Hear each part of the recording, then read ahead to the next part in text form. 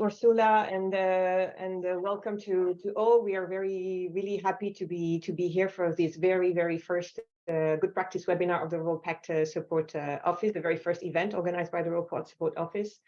We have had a lot of interest on this event, over 200 registration, which is a sign of all the interest in rural areas and in this subject of social entrepreneurship, which is very important for rural areas. So to quickly frame set the scene for those of you who would be new to the rural vision.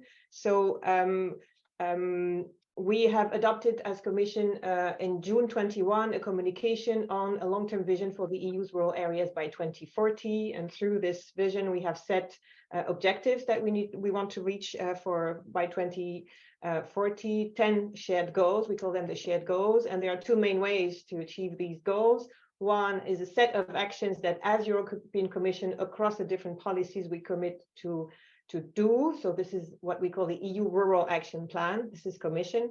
And the Rural Pact is a bit the second leg and starts from the recognition that we cannot, as European Commission, do it alone.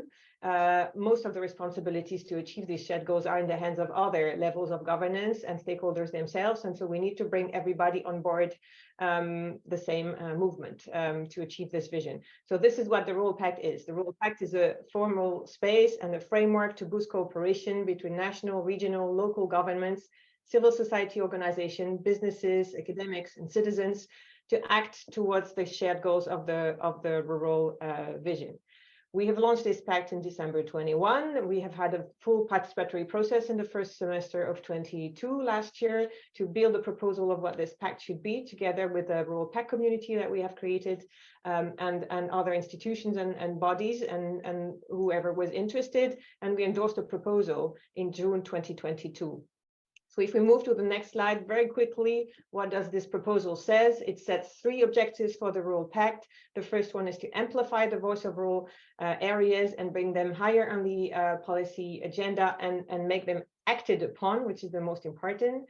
The second is networking, collaboration, and mutual learning. That's what we are doing today. We are going to learn mutually about social entrepreneurship.